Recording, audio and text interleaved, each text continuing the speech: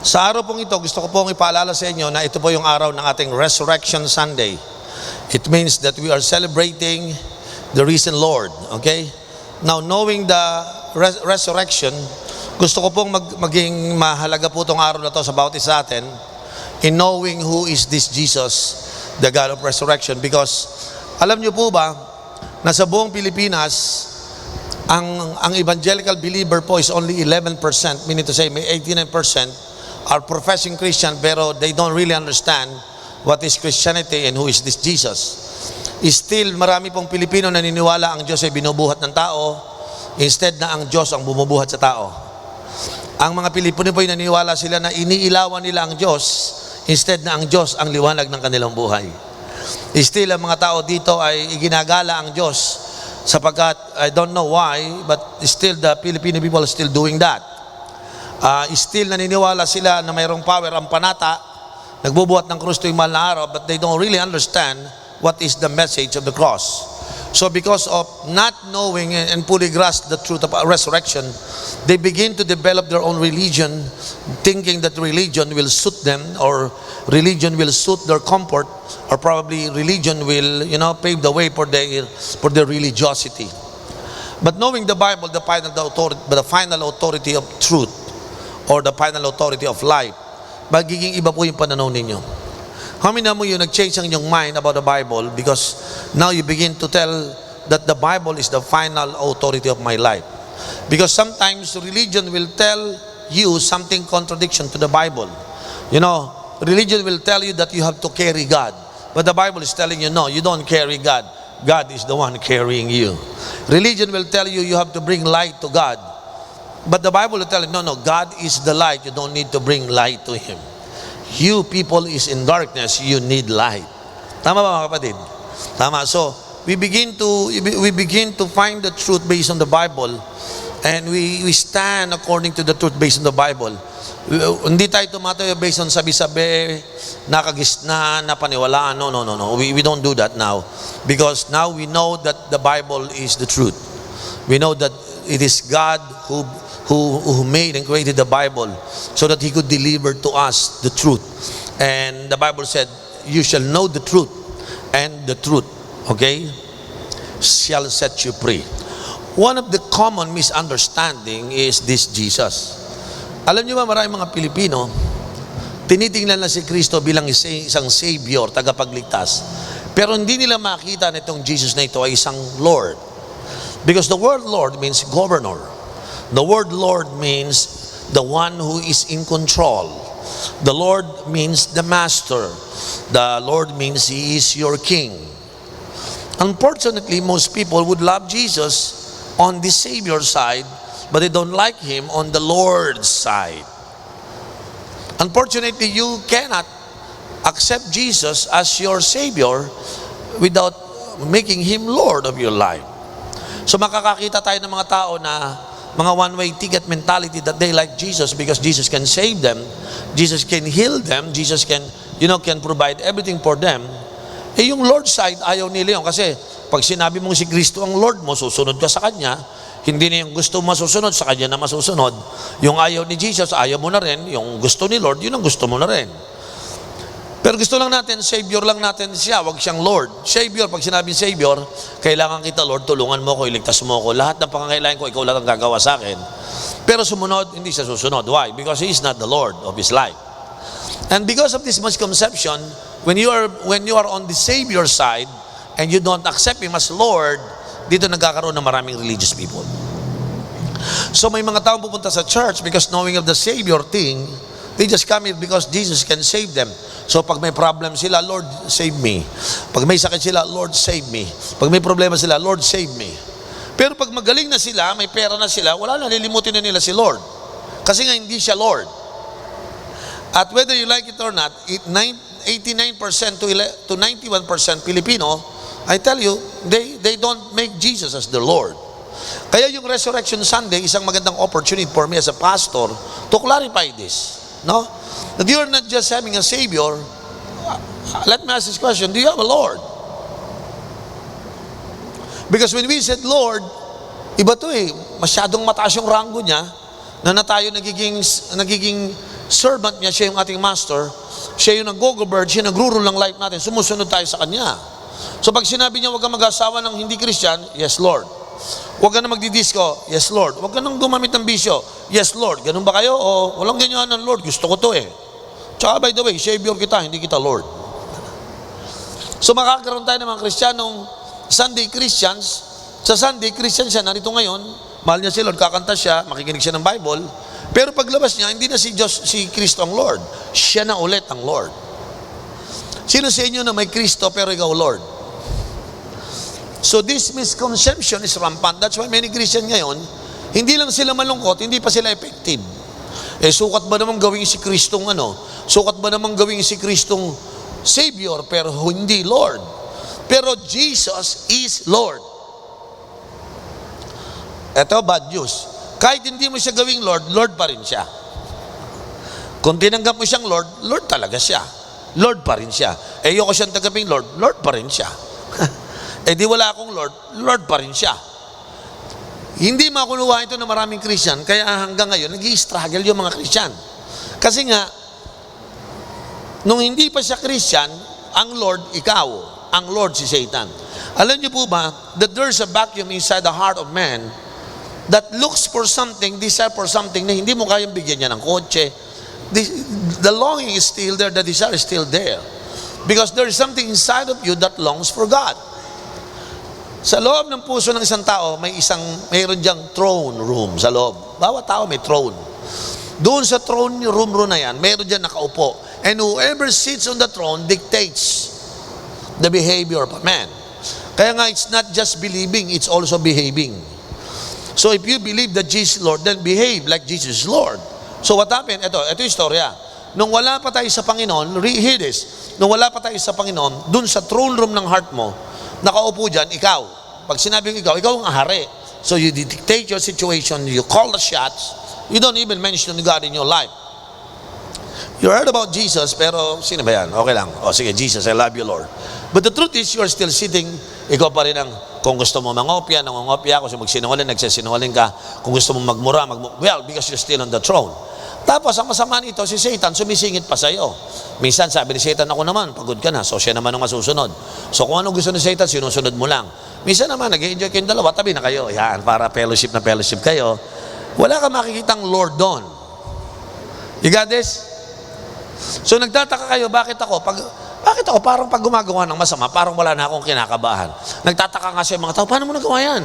Ang tindi mo naman. Why? Well, because I'm the Lord. Well, Satan is the Lord. Join force kami ngayon. Bakit? Siyempre, pag si Satan tsaka ikaw nag-join force, sino patatalo sa inyo? Di ba? Talagang talagang matindi ang tawag niyo, partners in crime. Hindi partners in Christ, partners in crime. But one day you receive the gospel, you repent from your sin. It means you abhor your sin, you don't like your sin, you surrender it to God, and then you receive Christ. And He saves you from the power of sin, death, and Satan. So what happened to your heart right now, the throne is empty, and you begin to invite Jesus to come and sit on the throne. You know what does it mean? You're no longer in control.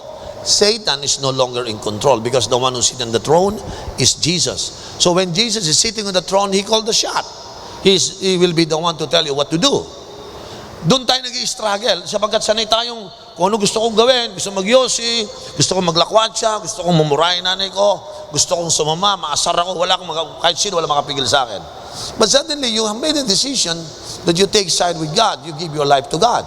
You know, what does it? Ang implication nun, hindi ka na mag-decide mag-isa. You will consult your God. And you will ask the Lord what should be the right thing to do, and because He is now the Lord. But unfortunately, maraming Christian ngayon, nag-i-struggle dyan. Kasi ngayon, nung una, si Satan ang katabi niya. Ngayon, gusto niya umupo si Lord Jesus sa throne na yon, pero gusto niya rin umupo, kaya sabi, Lord, dalawa tayo mag-decide sa buhay ko. Okay, advise mo ako mag-decide. Pero Lord, hindi kita pwedeng advisein kasi ikaw, Lord. Pero I want to remind you that when the day Jesus sit on the throne, you are no longer calling the shots. Yan. Pag ako nagtanong sa inyo, ngayon, are you still calling the shots? Pag hindi pa rin nangyayari, ibig sabihin, you just become a religious person. Nag-pronounce ka lang na si Jesus my Lord, pero in reality, you are not You have not given your life completely to God. Dito na ngayon nagkakaroon ng problema, nagtataka kayo. Bakit Christian ako, malungkot ako? Paano ka naman masasayahan? Pag Sunday, andito ka, masaya ka, nagbabasa ka ng Bible. Pero paglabas mo, still you're in control. Because you know why? Who is in control is the big question. So itong resurrection na to, gusto ko maunawaan ninyo, sino ba talaga itong Jesus na ito? You know, if you have wrong understanding of Jesus, you will have wrong behavior in front of Jesus. Parang ano yan, pag mali ang alam mo, mali maalala mo. At dahil mali naalala mo, mali magagawa mo. At dahil mali ginawa mo, mali resulta mo. Ang maling resulta ng buhay ay gawa ng mali-mali mong ginagawa. Ang mali mong ginagawa ay bunga ng mali mong iniisip. At ang mali mong iniisip, nagmula sa maling source. Now, let's get into the right situation now. The source of your truth is the Bible. Your right understanding for Jesus must be according to the Bible. If you are right, you have the right source, then you will have the right understanding. So the moment you got the right understanding about who Jesus is, I tell you, you will have the right behavior. And that right behavior will give you right result.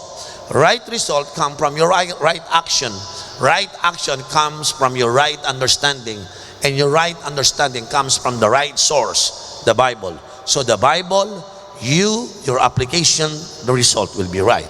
Eh pastor, pag iba yung source ko, halimbawa, ang source mo galing sa Newsweek.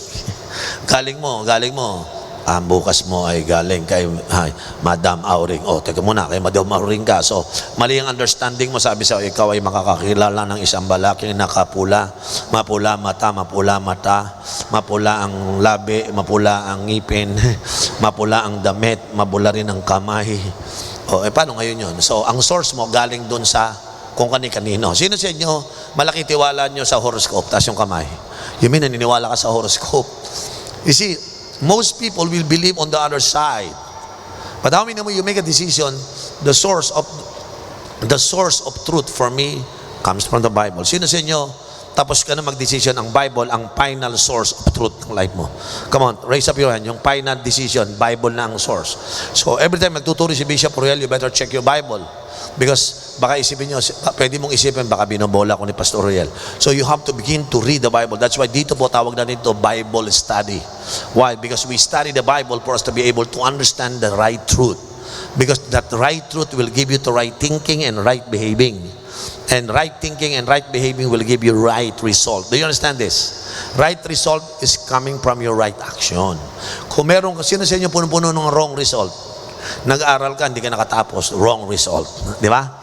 Nangarap ka, wala ka ng pangarap, wrong result. Because you know why? You have wrong information. You put a lot of trash in your brain. That's why all trash is coming out from your life. So, there should be a time and a moment in your life that you have to put in something good, something excellent, okay? And the Word of God is one of the most important truths that need to penetrate your mind and your heart. So that when the Word of truth penetrates you, you can behave on it. You can act on it, and then you can expect better result for your life. Sino gusto ng good future? Taas yung kamay. Okay? Sana yung Bible makapenetrate sa'yo. Now, let me start from the book of Revelation. Now, you would notice I'm starting from the last book of the Bible. Because the Bible, the book of Revelation is full of futuristic thing. Okay? When you read the book of Revelation, aniwala po kayo, dyan na po nakasulat yung lahat ng future. Ha? Yung mga nangyayari, mga blood moon ngayon, andun sa Bible lahat yon. I don't have that much time to share with you. But all those things are all signs that it's coming near. The promise of the second coming is about to come. Lahat po na nakikita nyo dyan, nasa book of Revelation na. Now, one of the most powerful revelation, book of Revelation chapter is the chapter 1. Babasahin ko po ito. It started from verse 17 and verse 18. Ang sabi po dito, ito, when I saw him, I fell at his feet. Sino yung nakita niya? Si Jesus. Si Jesus, ito po sa Revelation, si Apostle John ang nagsulat nito. Apostle John. Si John the Beloved, ito yung laging naka-lean sa breast ni Christ, naging lumalapit. Close to kay Christ. But of course, as you know, the book of Revelation, tapos na po si Kristong ipako sa krus, namatay na siya, nilibing na siya, but he resurrected from the dead. And after 30, he rose again. And the whole Israel were shocked because the one they killed, apparently they killed him because they let him do that. Nagtaka sila, after 3 days, Jesus was resurrected. And nagkalat po ang balita na si Jesus nabuhay mula sa mga patay, as He promised. One of the disciples, according to the history, lahat po ng disciple namatay because they were martyred. Lahat sila. Except one man by the name of John the Beloved. John the Beloved, ito po yung taong tinotorture, nagpapakulo sila ng oil, and then they put John the Beloved, kung papag-aralan niyo po yung historical facts ng church, boom, nilagay siya doon sa kumukulong langis. But unfortunately, hindi nila mapatay ito. I don't know why. But according to church history, itong John the Beloved, they do everything. Like Matthew was shot by an arrow while preaching the gospel. He died. Other guy like Peter was, put on the cross. He was nailed on the cross upside down. He died. Thomas, again, he was shot. And then some of them are cut their head. They cut their head, they died. Except this guy, hindi siya naging martyr. But she died of old age. But in spite of torture na ginawa po sa kanya, hindi. So ginawa sa kanya, itinapon itong si John the Beloved para wag siya makapag-preach doon sa island of Patmos. And this book of Revelation was written in the island of Patmos. Ito po yung secluded area na walang mga tao because ito is a prisoner place. But what happened to John the Beloved while he was there, the Lord appeared to him.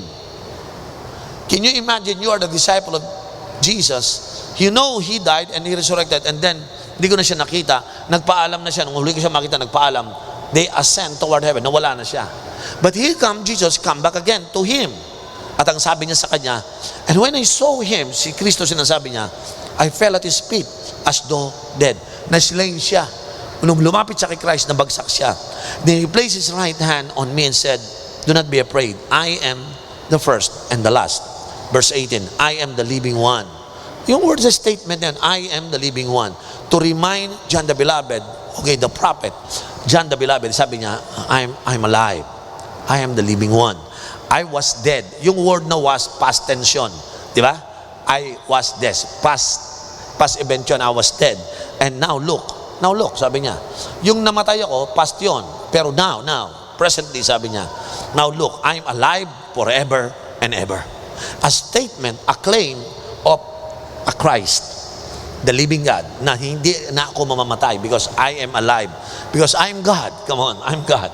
God never dies. Okay? And God, sabi niya, I am alive forever and ever. And I hold the keys of death and Hades. He's talking about the keys of life. Okay? The keys of death and Hades. Ito pong he's talking about impyerno.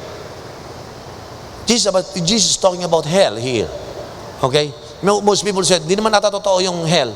Well, if you read your Bible, he's talking about hell. Hades, place of death, is an eternal separation between God and man, and they will be there. Now, bakit mahalaga ang resurrection? Let's go to 1 Corinthians, okay? 1 Corinthians, this is very important. 1 Corinthians, chapter 11, okay, chapter 15. Okay, verse 12. Ang sabi po dito patungkol to sa resurrection. Say that word, resurrection. Okay, tungkol po to sa resurrection. But if it is preached that Christ has been raised from the dead, tingnan niyo to But if it is preached that Christ has been raised from the dead, resurrection yon. How can some of you say that there is no resurrection of the dead? Yung iba kasi nagdududa, meron ba talagang resurrection? Kung siya yung umangat, but sabi niya, but how can some of you say that there is no resurrection of the dead? Kung nakita niyo umangat sa pangkamatay si Kristo na buhay muli, ano sinasabi niyo hindi tayo muling bubuhayan? Because Paul is arguing with people who think when they died, they will never be resurrected. Sabi, no. If Jesus rose from the dead and was resurrected, tayo rin mga namatay at yung mga namatay noon naniwala, mabubuhay din sila. And then, verse 14, and if Christ has not been raised, our preaching is what? Useless, and so is your faith. Kung hindi totoo ang resurrection, that's why Paul was so sure that the resurrection take place. Because if the resurrection is not happen or it's not truth, then useless yung kanyang pagpipreach ng gospel at useless yung kanilang faith. Verse 15, more than that, we are then found to be false witnesses for God.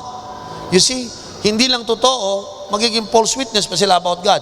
For we have testified about God that He raised Christ from the dead, but He did not raise Him if in fact the dead are not raised. So, pag hindi daw nabuhay si Kristo, false yung kanilang preaching, false yung kanilang witness. But totoo po yun. For if the dead are not raised, then Christ has not been raised either. Verse 17. If Christ has not been raised, your faith is futile, you are still in your sin. Then those who also have been fallen asleep in Christ are lost. If only for this life we have hope in Christ, we are all people most to be pitied. But Christ has indeed been raised from the dead. Verse 20. The first fruit of those who have fallen asleep. For since the dead came through a man, the resurrection of the dead come also through man. Now, think about this. Kung hindi totoo na si Kristo nabuhay na muli, itong Sunday nito, ang tawag dito, Resurrection Sunday Celebration. Bakit yearly nagkakaroon tayo ng celebration ng resurrection? Because to remind us and to reaffirm to us that the God whom we are serving is a true God. Nadidinig niyo mga kapatid? Na yung ating pagpunta rito, hindi to sayang yung preaching na nakipinggan natin, yung pinishare natin. Hindi sayang yun because totoo yun eh. No? How come many people today parang nawawala ng gana because they misunderstood kung sino talaga to. Now, gusto kong bigyan kayong issue ngayon before matapos ang aking preaching is this. Bakit ang nakikita ninyo o natin yung weakness ni Christ during the suffering? Ang nakikita natin, ang naka-emphasize yung yung nakapako siya sa krus, naiiyak tayo lahat, di ba? Pero yun, maliit na porsyento lang yung suffering moments niya eh. Pag kinumpare niyo yun, doon sa kanyang reigning moments. Huwag niyong i-overemphasize ang suffering ni Christ. Huwag niyong overemphasize yung tingin mo suffering. Kaya nakita niyo kay Christ, parang may weakness. Nung nandun siya sa cross, parang hindi siya lumalaban, parang napaka-weak niya. To tell you honestly, the reason He gave His life for us is that for simple reason, He want to die for you and for me. So, yung kanyang pagkakamatay dun sa cross, it appears that He is so weak because wala siyang magawa. Hindi sa wala siyang magawa, He just simply gave Himself for us. So that instead of us, you and me will suffer, siya ang magsasuffer. Kaya mukhang weak yon. But again, do not overemphasize on that Friday afternoon. Nadinig niyo ako?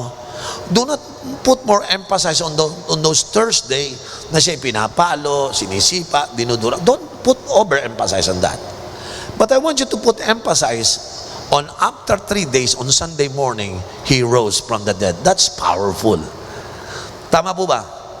Kasi po yung mga Savior mentality lang, yung mga weak Jesus mentality, hindi kayo tatapang sa buhay eh. Kaya kita nyo iba sa atin,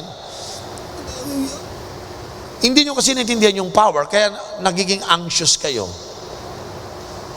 Pag hindi nyo naintindihan yung power ni Christ, nagiging warrior kayo, hindi kayo nagiging warrior. Sino sa inyo ang warrior, hindi warrior? Naintindihan nyo ako? More Christian are warrior. They always worried. They never become warrior. Are you listening? Are you listening? Siguro sa hapon pong ito, lahat tayo may problema, isn't it? We are in a situation, probably you have a heart problem, or probably you have sickness, or siguro sa inyo you have financial difficulties, or probably some of you are worried about your future. You don't know what will happen to your school, to your job, to your families, to your sons and daughters. But I want to assure you, as long as Jesus reigns and He is alive and He is in control, you don't need to worry. Come on, I don't hear amen there. Bakit parang hindi kayo maka-amen? Kasi hindi kayo nga naniniwala eh. Sino po naniniwala that Jesus is alive and He can take care of you? Come on! Iba sa inyo, pag may problema, malungkot. Ba't ka malulungkot kung ang kasama mo, yung Jesus na buhay mula sa mga patay? Mga kapatid, if He is able to conquer sin, He is able to conquer death, and He is able to conquer Satan. Imagine niyo, no? Sin, death, Satan. Yang inihingi mo lang, refrigerator, sapatos, kotse, bahay. Kung tinumba niya nga yung tatlong mga siga sa mundo eh. Alam mo, siga sa mundo, si Satanas, kasalanan, tsaka kamatayan. Yun ang mga siga dyan eh. Pag dumarating ang demonyo, natatakot tayo. Ha? Ang kasalanan, nilalampaso tayo niyan. Ha? Ang death, nako, takot tayo dyan. Sa Bible, sabi ng Bible, when he rose from the dead, pinakita niya, talo niya yung tatlo na yun eh. So, nung natalo niya yun, ano pa ikaka-worry ko? I don't need to be Sino sa inyo hindi natatakot mamatay? Ha? Eh, ba't ayaw mo mula ng hanap buhay? Kasi baka mamamatay ka sa gutom. Kaya, alam nyo, pag hindi ka natakot mamatay, makakapaglingkod ka na kay Lord. Kasi, pag sinabi ng boss mo, wag. Yes, Lord. Kasi nagiging Lord mo yung boss mo. Ha? O kaya, sino sa inyo nag-struggle bago kayo pumunta rito? Sino sa inyo ang boss mo, yung kama mo? Kama, ikaw masusunod. Di ba? Mga iba sa inyo may bisagra sa likod. Di ba? Sino sa inyo, you make Jesus Lord of your life? Alam niyo, sa totoo lang, gusto ko encourage kayo. Huwag yung underestimate huwag yung tingnan si Jesus na weak Jesus. Gusto ko puntahan nyo si Jesus as a resurrected God. May control yun, ruler yung, governor yun. That's why, tinan mo yung katabi mo, sabi mo sa kanya, huwag ka na malungkot. Sabi mo sa katabi mo, huwag kang matakot. Sabi mo, huwag kang mag-worry. Sabi mo sa kanya, mata sa mata, do not be a warrior, but a warrior. Sino sa inyo naniniwala na ang Diyos tutulungan ka sa sitwasyon mo? Sino sa inyo, grabe, mas mahal na mahal ka niya, tapos hindi niya sa iyo maibibigay yung kapangangailangan mo. Huwag lang kapritsyo, ha? Huwag lang yung kapritsyo later na lang yan, pero yung kailangan mo muna. Ha? Tama po ba? Alam niyo, ito nalulungkot ko, ang dami mga Christian nasa loob ng church, hindi nila alam yung power of resurrection. Yung power na yun na nagbuhay kay Kristo, nagpatumba kay Satanas, nagpatumba sa kamatayan, nagpatumba sa lahat ng kasalanan, the same power is available for you. Sabi mo sa katabi mo, hindi mo lang kilala kung sino ako. Sino rito yung hindi mo lang alam kung sino? Alam mo kung sino katabi mo? Hindi, walang sinabi yan. Kaya ako sinasabing hindi mo lang alam kung sino yung katabi mo. Alam mo kung bakit? That person sided with God, he belonged to Jesus. You don't know what power he has because Jesus is with him. Amen? Tama po ba? You know what? I tell you this. You can wake up every morning, you got a big problem, but still you can say, hallelujah, for the power of the blood of the Lamb is able to rescue me. Amen? That I can do all things through Christ who strengthened me. So per service, senior ko po yung book of Matthew chapter 4 hanggang Matthew 28. Isa ko po yun. I don't have much time to share that to you. Pero dito ko po nakita, napatunayan ko, number 1, Jesus has the power over Satan. Number 2, Jesus has the power over sickness and disease. Jesus has the power every religious people, hypocrite. You know, pag binabasa ko po yung book of Matthew, napapabulaga ako. You know, pagdating po sa Matthew 26, na-amaze ako at 27. Even, na-amaze ako sa kanyang power that even the one who betrayed him, kilala niyo ba si Judas? Tingnan niyo gano'ng ka-awesome, ang tindi ni Christ, no? Buksan niyo sandali yan, okay? Tingnan niyo po yan. Maganda po kasi yan, eh. Punta natin po yan. Kasi, I don't want you to miss this truth, no? Dito po sa Matthew 26, verse 20 to 25. Tingnan niyo po ito. Matthew 26, 20 to 25. When evening came, Jesus was reclining at the table with the 12. Verse 21. And while they were eating, he said, truly I tell you, one of you will betray me. 22, they were very sad and began to say to him one after the other, surely you don't mean me, Lord. Jesus replied, the one who was dipped his hand into the bowl with me will betray me. The Son of Man will go just as it is written about him. But woe to that man who betrays the Son of Man. It would be better for him that he had not been born. Verse 25, then Judas, the one who would betray him, said, surely you don't mean me, Rabbi. Jesus answered, you have said so. Alam mo ginagawa ni Christ? Alam niya kung sino magbe-betray sa kanya, but how amazing this Jesus is. He said, meron sa akin magbe-betray dito. I know him. Look at him. He is totally in control. Even somebody is plotting something against him. But he's not worried about that because again, he's the King of Kings and the Lord of Lords. And then he said, in fact, I have a cup here. the one who sip on this cup will be the one who will betray me. Magtataka ka, John chapter 13, si Kristo, hinugasan niya pa yung paa ni Judas. You know, the one who will betray him, he is willing to wash his feet. It's not a problem at all. Sabi ko, nakita ko yung kakalmahan ni Christ, na mismo yung kanyang kalaban na magbe-betray sa kanya, hinugasan niya yung paa. You hear me?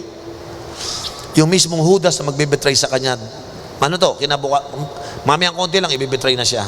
Pinakain niya pa, sige, kain kayo. Yung magdidip dito sa cup na ito, siya yung magbe-betray sa akin. But all the 11 dip his bread doon sa cup na yon. Lord, hindi ako yon. Lord, ako ba yon? He's not bothered at all. How awesome it is. Yung kalaban mo, sarap yung papatay sa'yo. Tara, kain kayo. Kain tayo. May papatay sa akin dito, alam ko na. Kilala ko kung sino. Pero, kain tayo. Sabi ko, Lord, anong klaseng power yan? No? Pumunta ka doon sa Matthew, bumaba ka ng konti sa Matthew chapter 20, 21, 22. Makita mo, natutulog siya sa bangka. Tapos suddenly, natakot yung mga disciple, Lord, mamamatay tayo, madulunod tayo. Gumising ka, Lord, gumawa ka ng... Sabi ko, ano mamatay tayo? Alam mo, pag namatay tayo dito sa tubig na to, balita sa langit, headline, Jesus drowned. I think hindi matatanggap ng langit yon. Because hindi ako nagpunta rito para malunod. I came here to die, not by drowning, but dying for you. Di ba? So, he's totally in control. Tapos sabi niya, you ye of little faith. Alam mo, bigla niyang sinabi, shh, quiet. Yun lang ang sinabi niya. Lahat, yung air, tumigil, yung alon, tumamayapa, yung wind, tumigil lahat. Alam mo sabi nila? Who is this man? Even yung wind, sumusunod sa kanya. Pati waves. Grabe na to. Ha? Sa chapter 27, tinaob niya pagkataob niya ng mga lamesa. Sabi na ko, nagwala. Tinaob niya lahat. Bakit yung ginagawa niyong negosyo yung tahanan ng Diyos? It's so powerful. Ha? Hindi ba si Kristo, tingin niyo mabait yung kawawa? Doon, nagtataob ng lamesa. Pinagsisigawan sa Matthew 24, yung mga hipokrito kayo. Woe unto you, hypocrite. You see, every time I read the Bible, matindi yung power. He just show how powerful He is. While He is on a human bodily form. I want you to know that the very God came to this earth, come in a form of a human being. When He is here on earth, He is 100% still God and 100% man. So yung nakikita niyo, Jesus is 100% full man, but 100% is still 100% God. So when He died on the cross, pwede siyang tumawag ng angel at His command para i-rescue siya. Ganun siya ka-powerful. But then yet, although He is able to do that, hindi niya ginawa because He want to give Himself to us para mamatay at bayaran ng ating pagkakasala. Well, that's the power of the story of the cross. Kaya nga po itong Resurrection Sunday natin ay isang paalaala na dapat yung sagutin. Sino mas powerful? Yung resurrection power o yung financial power problem mo? Sino mas powerful? Ha? Sino mas powerful? Yung inyong mga family problem o yung resurrection power? Sino mas powerful? Yung wala kang job, humingi ka ng job? Sino mas powerful? Yung may stop kang wag magtrabaho o kikilos yung kapangyarihan na hindi mapipigilan magkakatrabaho ka? Amen. Sino sa inyo naniniwala na lulungkot na, Lord, wala pa rin akong boyfriend, Lord, wala pa rin po akong syuta, di ba? Pero sino niniwala, kayang-kaya ng kaparihan ng Diyos para ilabas niya ang long-awaiting boyfriend mo, di ba? Sino gusto magkasyuta dito, di ba? Ang tagal na, pastor eh. Oo nga, di ba? Pero do you believe that the power of resurrection is working upon your life? Mga kapatid, kahit may edad ka na, huwag kang mag-worry. Tama? Tama po? Tama po ba? Sinasabi ko palagi, kung wala ka pang boyfriend o girlfriend, get married with your ministry. Yung ministry mo, yun ang pakasalan mo muna for the meantime.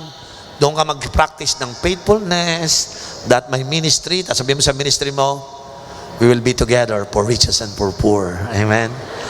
Ministry, cell group leader ako, till death do us part. Di ba? I will show to God na kapag meron akong minahal, hindi ko siya pababayaan. Eh sabi ni Lord, di ka pa nga handa mag-asawa, di ka nga marunong mag-alaga ng isang kaluluwa. Paano yung asawa mo at mga anak mo? Kaya yung iba sa inyo, wala po muna ngayon, kasi ang unang tinuturo sa'yo, how to take care of people. Because one day mag-aasawa ka. Alam niyo po, nag-asawa ko at the age 27. I've been helping people, I've been discipling people. Nung nag-asawa po ako, tingin ko sa misis ko, hindi lang asawa, disciple ko. Hawa niyo ako? So I was trying to help Ate Jernyo. Hindi ko muna iniisip na kung paano ko siya mapapasagot. Ang una kong care sa kanya, paano siya mag-grow as a Christian. So, I never insist myself to her. I just want her to grow. So sabi ko sa kanya, dito ko umaten, may cell group dito, pumunta ka doon. Thank you, Oriel. Oh yeah, that's it. Crush na crush ko siya, ang ganda-ganda. Grabe. Kinikilig-kilig pa ako. Pero I just continue to lead her to Christ. Kasi ang alam ko, God's power is available for me. Amen? So nung natuto po ako mag-disciple, mag-alaga ng kaluluwa, I think I can handle a woman whom I love. Diba? Yung iba sa inyo, wag ko kayo magmadali, mag-disciple ka muna ng kaluluwa. Kasi pag na-disciple mo yung di mo kaano-ano, mas kaya mong i-disciple yung kaano-ano mo. Amen. Amen. Sino rito mag-aasawa? Alam nyo yung mga lalaki nag-asawa na hindi nag-disciple, yan ang mga potential na magsisira ng pamilya. But you know, before I close, gusto kong malaman ninyo, the amazing power of Jesus Christ available for us. No? Sino sa inyo masaya na itong Sunday na ito? It remind us who Jesus is. Amen? Tama po ba? Ulitin ko, anumang kalagayan mo, anumang sitwasyon mo, kaya yan ang power ni Lord. Amen? Sabi mo sa katabi mo, kaya ng power yan ni Lord. His power is available. Yan ang number 1. Number 2, and His power is able. Dalawa lang yan. The power of resurrection is available. And number 2, the power is able. Sabi mo sa katabi mo, ano available sa iyo yon? Huwag kayong magsasalitang mag-isa kasi baka mukha kang baliw niyan. Sabi mo sa kanya, the power of God is available for you. Sino niniwala the power of the resurrection is available?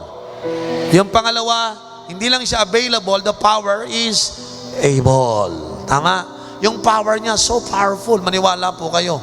Nagpapalayas ng demonyo. Amen? Ha? Yung mga demonyo, nagmamakawa. Ngayon na ba? Ngayon na ba? Hindi, no. Sabi nila, sige, pwede bang dalhin mo na lang kami sa baboy? O sige, sa baboy na kayo.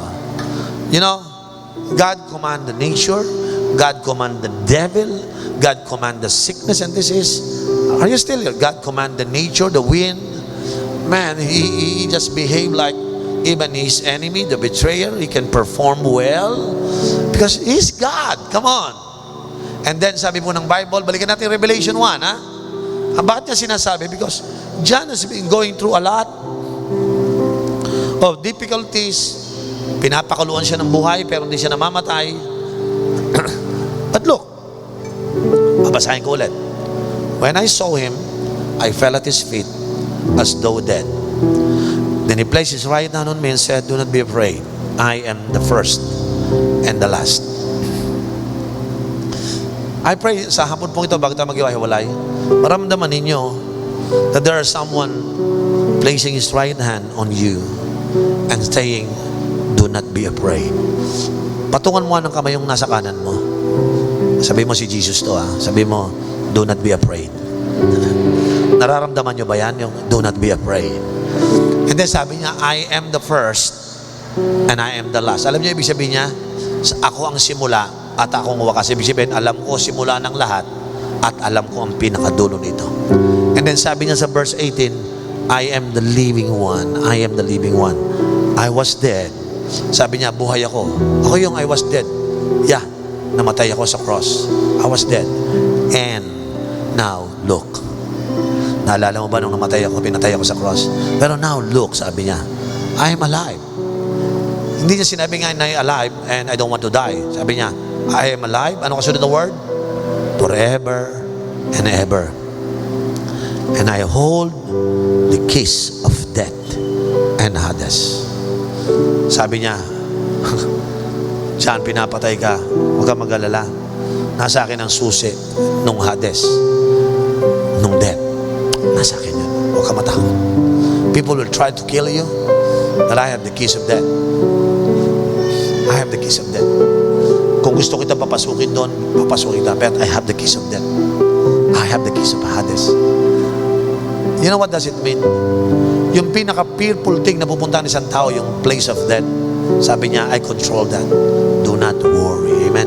Kaya nga po, sa hapon pong ito, I just want to tell you that the same power that He pronounced in the Bible is the same power that is available for you right now.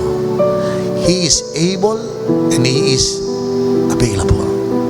So before I pray right now, whatever situation, whatever conditions that you have, I want you to get connected with God this afternoon and let the power of God comes to your situation. Amen. Taas yung kamay ng mga problema. Taas yung kamay. Meron kayong situation, right? It could be family problem, could be finances, could be work-related problem, or school-related problem. But I want you to believe that this afternoon, that the God whom you believe has the power to intervene in your situation. Because He's not dead. He is a living God.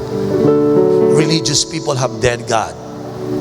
But we Christians, we have a living God. Amen. Would you bow your head right now? And I want you to pray for whatever situation that you have, whatever problem that you have. I want you to believe on Jesus, the one who ruled, the one who reigned, and the one who is available for you, the one who is able to help you. Today, I want you to bring whatever problem that you have. The Lord loves you and the Lord will keep you. The Lord will help you in whatever situation of your life. Heavenly Father, today, we just want to bring our life, our situation to you, Lord. Anumang kalagayan ng mga buhay namin, Lord, tulungan mo kami sa aming mga problem, Lord. Lord, you are the only person na pwede naming takbuhan, Panginoon. Na pwede naming lapitan, Panginoon. Because we know, God, that every time we come to you, our God runs to help us. So, Lord, today, God, we entrust our problem into your hands. Lord, we entrust our sickness and disease. We entrust our financial difficulties, Lord. Lord, we entrust into your hands our family-related problem. Lord, we entrust into your hands yung aming mga trabaho, mga business at hanap buhay. Lord, ini-entrust din namin sa iyo, lalo na higit sa lahat, yung aming fear for our future, Lord. Ama, yung aming mga dream na natatakot kami baka hindi mangyari. Lord, we are dreaming for something and we know that dream comes from you, Lord. I pray that we could learn how to trust you, Lord. We can learn how to believe on the God who is able and available, Lord. And today, Lord God, we just entrust everything into your hands, believing that the God who resurrects from the dead is the same God who will help us. Lord, the same power that raised Jesus from the dead will work among us, Lord. And He will show up and to show the power of the resurrection. So Lord, sa hapong ito, salamat sa pag-ibig mo. In Jesus' name.